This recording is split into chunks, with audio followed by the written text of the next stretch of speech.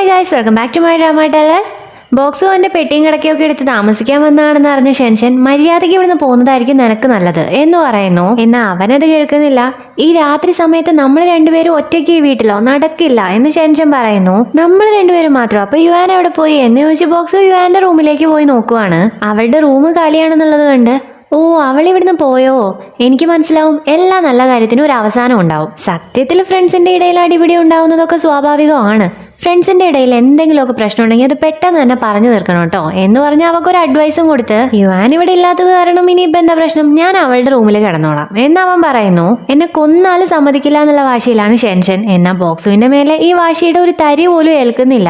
എന്തായാലും യുവാൻ പോയി, ഞാൻ നിന്റെ റൂമിൽ പോയിട്ട് ഒരു പില്ലോയും ബ്ലാങ്കറ്റും എടുത്തിട്ട് ആ റൂമിൽ പോയി കിടന്നുറങ്ങിക്കോളാം, നിനക്ക് ഒരു പ്രശ്നം ഉണ്ടാക്കില്ല എന്നും പറഞ്ഞ് ഷെൻഷന്റെ റൂമിൽ പോയി അവൻ പില്ലോയും ബ്ലാങ്കറ്റും എടുക്കുന്നു. ഷെൻഷനാണെങ്കിൽ അതും തരാൻ പറഞ്ഞ് അതിനു വേണ്ടി പിടിവലി കൂടിക്കൊണ്ടിരിക്കുവാണ്. ബോക്സു അവക്കിട്ട് ഒരു തള്ളു കൊടുക്കുന്നതും അവൾ അന്തസ്സായിട്ട് ബെഡിലേക്ക് വീഴുന്നു. ബോക്സു അവളുടെ അടുത്തേക്ക് പോയി നീ ഭയങ്കര സൗണ്ട് ഉണ്ടാക്കുന്നുണ്ട്, നിനക്കറിയോ അത്, ഇനി നീ സൗണ്ട് ഉണ്ടാക്കരുത് എന്നും പറഞ്ഞ് അവിടുന്ന് എഴുന്നേറ്റ് പോകുന്നു. ഷെൻഷൻ നല്ല കുട്ടിയായിട്ട് മിണ്ടാതിരിക്കുകയും ചെയ്യുന്നു. പിന്നെ ബോധം വരുന്നതും എഴുന്നേറ്റ് അവന്റെ അടുത്തേക്ക് തന്നെ പോകുന്നു. ബോക്സ് ബെഡ് സെറ്റ് ചെയ്യുന്ന കണ്ടിട്ട് അവൾ മോങ്ങിക്കൊണ്ട് നിൽക്കുന്നതും നീ എന്തിനായി കിടന്ന് മോങ്ങുന്നേ, എന്റെ സെൽഫ് കെയർ എബിലിറ്റി ഇപ്പൊ ഇമ്പ്രൂവ് ആയിട്ടില്ലേ, പക്ഷേ എനിക്കെന്താ തോന്നുന്നതെന്നറിയോ, ഈ റൂമിൽ ഒന്നുമില്ല, ഇതിന് സ്റ്റൈൽ തന്നെ ഒന്ന് മാറ്റണം, ഒരു കൺസ്ട്രക്ഷൻ കമ്പനിയെ ഞാൻ കണ്ടുപിടിക്കാം എന്നൊക്കെ പറയുന്ന കേട്ട് ഷെൻഷൻ നീ ഇപ്പൊ കുറെ കാലത്തിന് ഇവിടെ ഉണ്ടാവോ, എന്താ നീ അപ്പാർട്ട്മെന്റിലേക്ക് തിരിച്ചു പോവാത്തെ എന്ന് മോങ്ങിക്കൊണ്ട് ചോദിക്കുന്നു. ആക്ച്വലി ഞാനിപ്പോ നിന്നോട് തമാശ പറഞ്ഞുകൊണ്ടിരിക്കുവല്ല, ചില കാര്യങ്ങൾ കൊണ്ട് എനിക്ക് അപ്പാർട്ട്മെന്റിലേക്ക് തിരിച്ചു പോകാൻ പറ്റില്ല എന്ന് ബോക്സ് പറയുന്നു. വീണ്ടും മോങ്ങിക്കൊണ്ട് നിൽക്കുന്ന ഷെൻഷനോട് വാതിലടച്ച് പോവാനും അവൻ പറയുന്നുണ്ട്. നെക്സ്റ്റ് ഡേ രാവിലെ തന്നെ ഷെൻഷൻ ബോക്സിനെ വിളിച്ചുകൊണ്ടാണ് എഴുന്നേറ്റ് വരുന്നത്. അവനെ കാണുന്നില്ല, റൂമിലൊന്നും അവനില്ല. ഇവൻ ഇതെവിടെ പോയി എന്ന് അവൾ ചിന്തിക്കുന്ന സമയത്താണ് ഫ്രണ്ട് ഡോറും തുറന്ന് ബോക്സ് അകത്തേക്ക് വരുന്നത്. അവൻ ബ്രേക്ക്ഫാസ്റ്റ് വാങ്ങാൻ വേണ്ടി പോയതായിരുന്നു. അവൻ ആകെ മൊത്തം ഒന്ന് മാറിയത് കണ്ട് നീ ഒരു ഹോം ബോയ് ആവാൻ പോകുന്നത് പോലെ ഉണ്ടല്ലോ എന്ന് ഷെൻഷൻ പറയുന്നു. അത് നല്ലതാണെന്ന് നിനക്ക് തോന്നില്ലേ, ആൾക്കൂട്ടത്തിനിടയിൽ ജീവിക്കുന്ന ഒരു സാധാരണ ആളായിട്ട് മാറുക, ടെൻഷനും സ്ട്രെസ്സും ഒന്നും ഇല്ലാതെ ഇവിടുത്തെ സൺഷൈനും ഫ്രഷ് എയറും ഒക്കെ എൻജോയ് ചെയ്യാൻ ഇപ്പൊ എന്നെ കൊണ്ട് പറ്റുന്നുണ്ട് എന്ന് പറഞ്ഞു തുടങ്ങിയ ബോക്സു കുടുംബജീവിതത്തെ കുറിച്ച് വരെ സാഹിത്യം പറയുന്നുണ്ട്. കൂടെ തന്നെ ഇന്ന് ഞാൻ ബ്രേക്ക്ഫാസ്റ്റ് വാങ്ങിയത് നിന്റെ പൈസയിൽ നിന്ന് പൈസ എടുത്തിട്ടാ എന്നും പറയുന്നു. ഷെൻഷൻ നീ എന്റെ പൈസ കട്ടെടുത്തോ എന്ന് ചോദിക്കുന്നതും ബോക്സു ഇതെങ്ങനെയാ കട്ടെടുക്കലാവുക, നമ്മൾ ക്ലോസ് അല്ലേ, ഞാൻ കടം വാങ്ങിയതാ എന്ന് പറയുന്നു. എനിക്ക് നീ ഇത്രയും തകർന്നത് വിശ്വസിക്കാൻ പറ്റുന്നില്ല, എന്റെ അടുത്തുനിന്ന് കടം വാങ്ങാന്നൊക്കെ പറഞ്ഞ എന്ന് ഷെൻഷൻ ചിന്തിക്കുന്നു. ബോക്സു ആക്ച്വലി ഇതുപോലെ ഉയർച്ചയും താഴ്ചയൊക്കെയുള്ള ജീവിതം ഇൻട്രസ്റ്റിങ്ങും അടിപൊളിയുമാണ് എന്നൊക്കെ പറഞ്ഞ് പിന്നെയും സാഹിത്യം പറഞ്ഞ് ഫോൺ നോക്കിയിട്ട് എന്തായാലും ഒരു വഴി ഉണ്ടാവും, നീ പെട്ടെന്ന് കഴിക്കാൻ നോക്ക്, നമുക്കൊരു സ്ഥലത്തേക്ക് പോകണം എന്ന് പറയുന്നു. ഇപ്പൊ രണ്ടുപേരും കാറിലാണ്. ബോക്സു ഞാൻ ഇന്ന് രാവിലെ നിന്റെ ലാൻഡ് ലേഡിയെ കണ്ടിട്ടുണ്ടായിരുന്നു, അവരെന്നോട് എന്താ ചോദിച്ചേന്നറിയോ,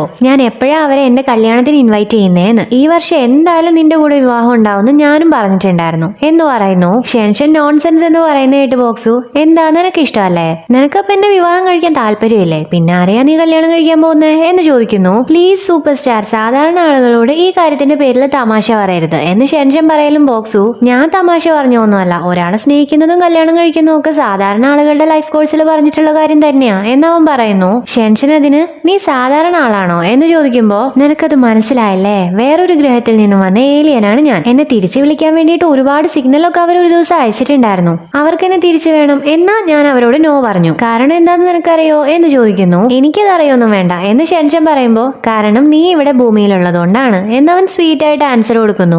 ഇപ്പൊ ബോക്സു ഷെൻഷനോട് കാറിൽ തന്നെ ഇരിക്കാൻ പറഞ്ഞ് പുറത്തേക്ക് ഇറങ്ങുന്നു. അവൻ കാറ് വിൽക്കാൻ വേണ്ടിയിട്ട് വന്നതാണ്, എന്നാ ഷെൻഷൻ അതറിയില്ല. ബോക്സു കാറ് വാങ്ങാൻ വന്ന ആളോട് സംസാരിക്കുന്നതും അയാൾ ബോക്സുവിനെ തിരിച്ചറിയുന്നു. എനിക്കൊരു ഓട്ടോഗ്രാഫ് തരുമോ അല്ലെങ്കിൽ ഒരു ഫോട്ടോ എടുത്താലോ എന്ന് ചോദിച്ച അയാള് ഫോൺ അതിലൂടെ പോകുന്ന ഒരു ഗേളിന് കൊടുത്ത് ഒരു ഫോട്ടോ എടുത്തു തരാൻ ഹെൽപ്പ് ചോദിക്കുന്ന ആ സമയം കൊണ്ട് ബോക്സു എസ്കേപ്പ് ആവുന്നു. ഇപ്പൊ ഷെൻഷൻ ബോക്സുവിനോട് നീ ഇത്രയും തകർന്നു പോയത് എനിക്ക് വിശ്വസിക്കാൻ പറ്റുന്നില്ല, പണത്തിന് വേണ്ടി കാറൊക്കെ വിൽക്കുന്ന തരത്തിൽ എന്ന് പറയുന്നു. ബോക്സു ഞാൻ ഇന്നലെ രാത്രി ഓൺലൈനിൽ പോസ്റ്റ് ചെയ്തതായിരുന്നു, ഇത്ര പെട്ടെന്ന് അതിന് റിപ്ലൈയും കിട്ടി എന്ന് പറയുന്നത് കേട്ട് ഷെൻഷൻ അത് കാര്യമാക്കാതെ അപ്പോ അവര് നിന്റെ അപ്പാർട്ട്മെന്റും എടുത്തിട്ടുണ്ടാവും അല്ലേ എന്ന് ചോദിക്കുന്നു. ബോക്സു എസ് പറയുന്ന കേട്ട് ഷെൻഷൻ എന്തൊക്കെ പറഞ്ഞാലും അത് യുവാന്റെ റൂമാണ്, നീ അവിടെ തന്നെ നിൽക്കാൻ പോവാണോ എന്ന് ചോദിക്കുന്നു.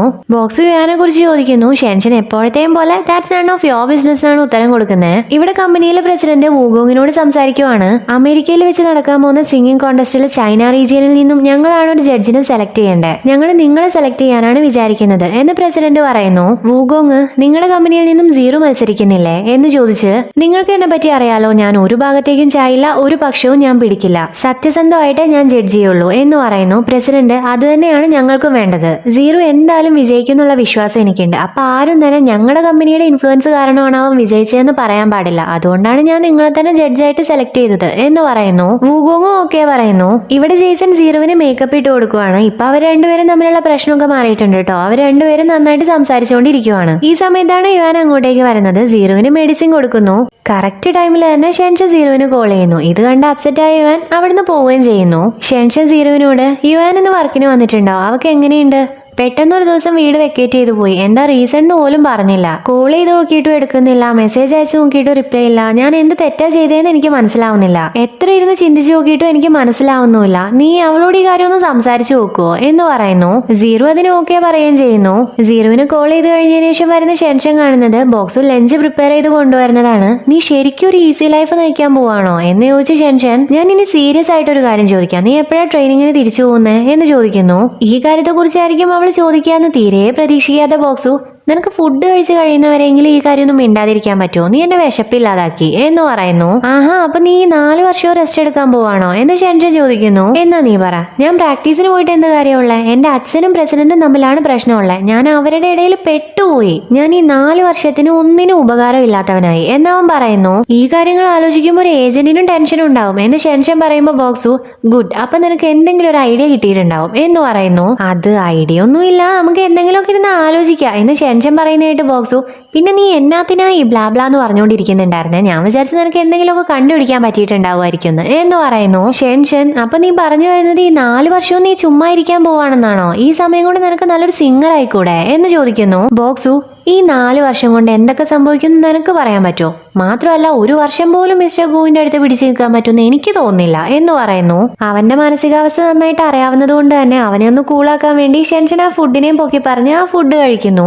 ഇവിടെ സീറോ യുവാനോട്, നീ അവിടുന്ന് വെക്കേറ്റ് ചെയ്തു എന്ന് ഞാൻ കേട്ടല്ലോ, ഷെൻഷൻ കാരണമാണോ? പക്ഷേ അവൾ അതിനൊന്നും ചെയ്തിട്ടില്ലല്ലോ എന്ന് ചോദിക്കുന്നു. യുവാൻ അതിന്, ശരിയാണ്, അവൾ ഒരു തെറ്റും ചെയ്തിട്ടില്ല, ഇത് എന്റെ തെറ്റാണെന്ന് എനിക്കറിയാം. നിനക്ക് അവളെ ഇഷ്ടമാണ്, എനിക്ക് അവളോട് ജലസാണ്. എന്നിട്ടും എനിക്ക് എങ്ങനെ അവളുടെ കൂടെ താമസിക്കാൻ പറ്റുക? എനിക്കതിന് പറ്റില്ല, എനിക്ക് ഒരിക്കലും അഭിനയിക്കാൻ പറ്റില്ല എന്ന് അവള് പറയുന്നു. സീറോ, എന്നിട്ട് നീ പുതിയ ഫ്ലാറ്റ് കണ്ടുപിടിച്ചോ, ഞാൻ ഹെൽപ്പ് ചെയ്യണോ എന്ന് ചോദിക്കുന്നു. നീ എന്നോട് ഈ സോഫ്റ്റ് ആയിട്ട് ബിഹേവ് ചെയ്യുന്നു എന്ന് നിർത്തോ, നീ ഇതേപോലെ സോഫ്റ്റ് ആയിട്ട് ബിഹേവ് ചെയ്യുന്ന സമയത്ത് പിന്നെയും എന്റെ ചിന്ത മാറുവാണ് എന്ന് അവള് പറയുന്നു. സീറോവിനും ഒന്നും പറയാൻ കഴിയുന്നില്ല. കമ്പനിയിലെ ഡയറക്ടർ ഡൂം പ്രസിഡന്റും മകൾക്ക് വീഡിയോ കോൾ ചെയ്ത് സംസാരിക്കുവാണ്. കോൾ ചെയ്ത് കഴിയുന്നതും പ്രസിഡന്റ്, അവർക്ക് ഡൗട്ട് വരാൻ തുടങ്ങിയിട്ടുണ്ട്, നമുക്ക് അടുത്ത തവണ എന്തായാലും വീട്ടിൽ നിന്ന് കോൾ ചെയ്യണം എന്ന് പറയുന്നു. ഡയറക്ടർ ഡൂ നോക്കാന്ന് പറഞ്ഞ്, നിനക്ക് ബോക്സുവിനെ ബാൻ ചെയ്യണമെന്ന് നിർബന്ധമാണോ? ഈ വോക്കൽ ഡ്യൂഡിയോൾ എന്ന് പറയുന്നത് മാറാരോഗമൊന്നുമല്ല, അത് ശരിയാവുന്ന രോഗമാണ്. എന്നിട്ടും നീ ബോക്സുവിനെ ബാൻ ചെയ്യാൻ പോവാണ്, അത് എന്ത് കാര്യത്തിനാ? ഇനി അവന്റെ കരിയർ എന്താവും എന്ന് ചോദിക്കുന്നു. എല്ലാം അവന്റെ അച്ഛൻ കാരണമാണ്. അയാൾക്കെതിരെ പ്രതികാരം ചെയ്യാൻ വേണ്ടിയിട്ടാണ് ഞാൻ ഇങ്ങനെ ചെയ്തത്. അയാളുടെ മകനെ ഏറ്റവും മുകളിലേക്ക് എത്തിക്കാനും അവിടുത്തെ തൂക്കി താഴേക്ക് എറിയാനും എന്നെ കൊണ്ട് പറ്റുമെന്ന് ഇപ്പൊ അയാൾക്ക് മനസ്സിലായിട്ടുണ്ടാവും എന്ന് പ്രസിഡന്റ് പറയുന്നു. ബോക്സ് ചെറിയ പയ്യനാണ്, യങ്ങാണ്, ഇതുമൂലം അവന്റെ കരിയർ പോലും ഇല്ലാതായി പോവും എന്ന് ഡയറക്ടർ ഡൂ പറയുന്നു. പ്രസിഡന്റ്, ഞാൻ ബിസിനസ്മാൻ ആണ്, ചാരിറ്റിക്ക് വേണ്ടിയല്ല ഞാൻ ഇതൊന്നും ചെയ്യുന്നത് എന്ന് റൂഡായിട്ട് പറയുന്നതും ഡയറക്ടർ ഡു ദേഷ്യത്തിൽ അവിടെ നിന്ന് ഇറങ്ങി പോവുകയാണ് ചെയ്യുന്നത്.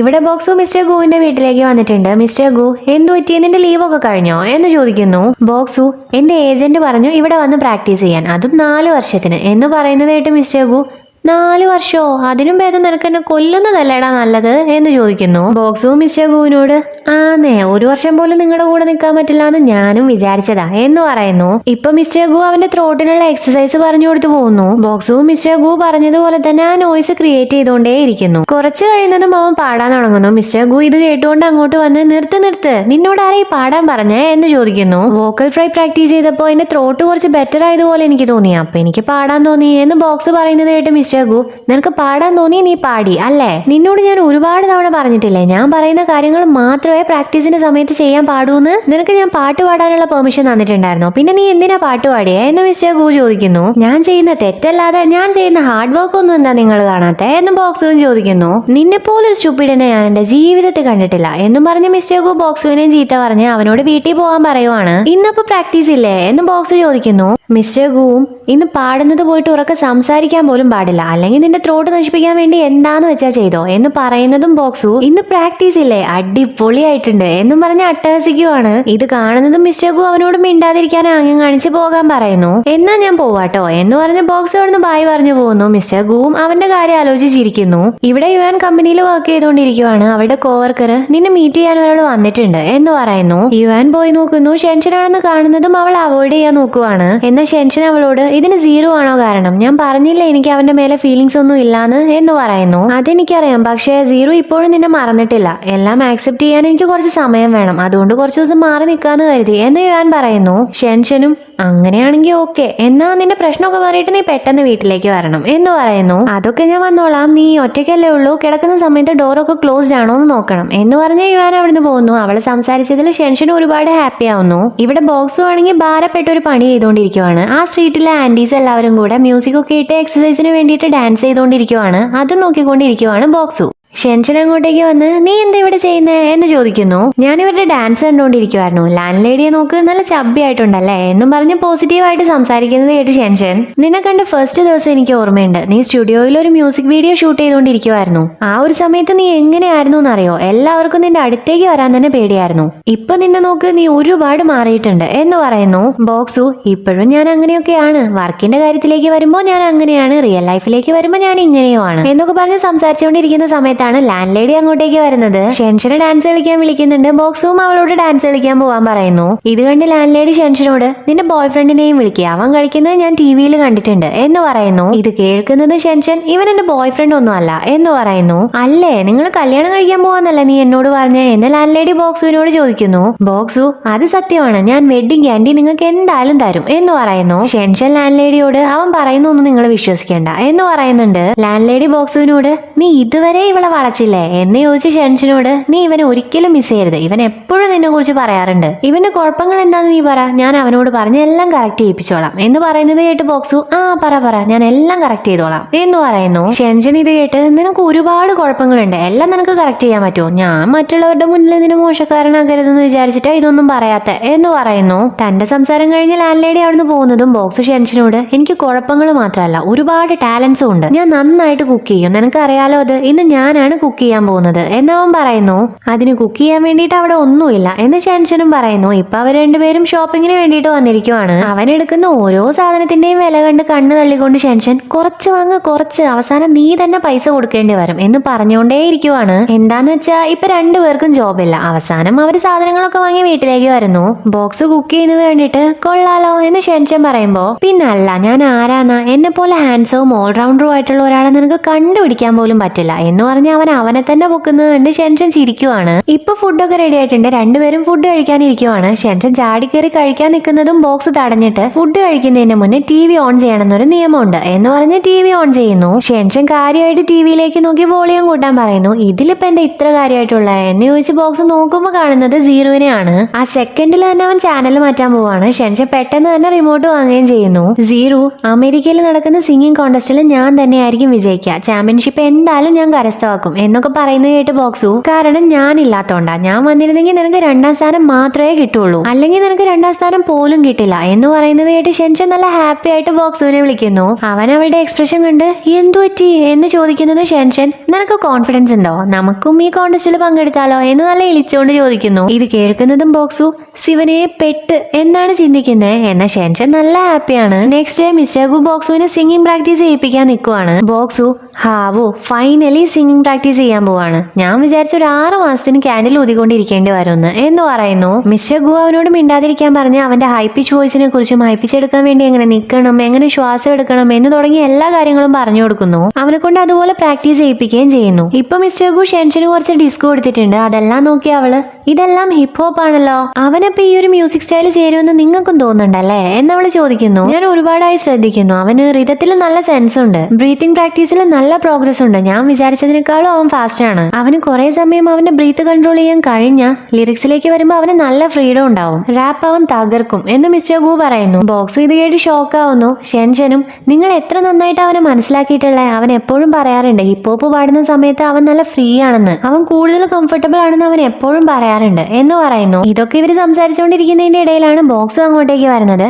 ഫൈനലി നിങ്ങൾ എന്നെ കുറിച്ച് നല്ലൊരു കാര്യം പറഞ്ഞു. എന്റെ ടാലന്റ് ഇപ്പോഴേലും നിങ്ങൾക്ക് മനസ്സിലായല്ലോ. എന്തായാലും ഞാൻ ആ കോൺടെസ്റ്റിൽ വിജയിക്കും എന്നവൻ പറയുന്നു. മിസ്റ്റർ ഗു എന്ത് കോൺടെസ്റ്റ് എന്ന് ചോദിക്കുന്നു. ഷെൻഷൻ അത് എക്സ്പ്ലെയിൻ ചെയ്തിട്ട് ഇപ്രാവശ്യം സ്റ്റാർ എന്റർടൈൻമെന്റ് ആണ് ചൈനയെ ഹോൾഡ് ചെയ്യാൻ പോകുന്നത്. ഞങ്ങൾ എന്തായാലും ഈ കാര്യം പ്രസിഡന്റിനോട് സംസാരിക്കും. ഞങ്ങളെ തള്ളിക്കളയാനൊരു റീസണും ഇല്ല എന്നവള് പറയുന്നു. നിങ്ങളുടെ പ്രസിഡന്റ് ഒരിക്കലും അതിന് സമ്മതിക്കില്ല എന്ന് മിസ്റ്റർ ഗു പറയുമ്പോ നിങ്ങൾക്ക് ഞങ്ങളുടെ പ്രസിഡന്റിനെ അറിയുന്നത് പോലെ ഉണ്ടല്ലോ എന്ന് ഷെൻഷനും പറയുന്നു. മിസ്റ്റർ ഗു വിഷയം മാറ്റാൻ വേണ്ടിയിട്ട് എന്തെങ്കിലും ചെയ്യേ, പക്ഷേ പ്രാക്ടീസ് മുടക്കരുത്. നീ ജയിച്ചാലും വേണ്ടില്ല തോറ്റാലും വേണ്ടില്ല, എന്നാ നിന്റെ സോങ് എനിക്ക് എന്തായാലും കേൾക്കണം എന്ന് പറയുന്നു. ബോക്സ് മിസ്റ്റർ ഗുവിന്റെ അടുത്ത് പോയിരുന്ന് ഞാൻ എന്തായാലും നിങ്ങളെ നിരാശപ്പെടുത്തില്ല, ഞാൻ എന്നെ വിശ്വസിക്കുന്നവരെ നിരാശപ്പെടുത്താറേ ഇല്ല എന്ന് പറഞ്ഞ് ഒരു കിസ്സും കൊടുത്ത് അവിടുന്ന് പോകുന്നു. മിസ്റ്റർ ഗു ആണെങ്കിൽ അശ്യേ എന്നും പറഞ്ഞ് തുടയ്ക്കുന്നത് കണ്ട് ഷെൻഷൻ ചിരിക്കുവാണ്. ഇവിടെ കമ്പനിയിലെ പ്രസിഡന്റിനോട് ലീന വന്ന് സംസാരിക്കുവാണ്. ലീന അമേരിക്കയിൽ നടക്കുന്ന സിംഗിങ് കോൺടെസ്റ്റിനെ കുറിച്ചാണ് ചോദിക്കുന്നത്. പ്രസിഡന്റ് ഡീറ്റെയിൽസ് പറഞ്ഞിട്ട് നീ എന്തിനാ ഇതൊക്കെ ചോദിക്കുന്നേ എന്ന് ചോദിക്കുന്നു. നീ ബിസി ആണെങ്കിൽ അതല്ലേ എനിക്കിതാ, ഞാനതെല്ലാം നോക്കിക്കോളാം എന്ന് ലീന പറയുന്നതും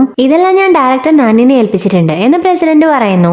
ലീന കുറച്ച് ട്രെയിനീസിന്റെ ഇൻചാർജ് ഉണ്ടെന്നല്ലാതെ എനിക്ക് വേറെ ഒരു പണിയും ഇവിടെ ഇല്ല, നീ എന്നെ ഇവിടെ ഒറ്റപ്പെടുത്താൻ പോവാണോ എന്ന് ചോദിക്കുന്നതോടുകൂടെ ഈ എപ്പിസോഡ് ഇവിടെ തീരുന്നു. അപ്പോൾ വീഡിയോ ഇഷ്ടപ്പെട്ടുണ്ടെങ്കിൽ ലൈക്ക് ചെയ്യുക, കമന്റ് ചെയ്യുക, സബ്സ്ക്രൈബ് ചെയ്യുക.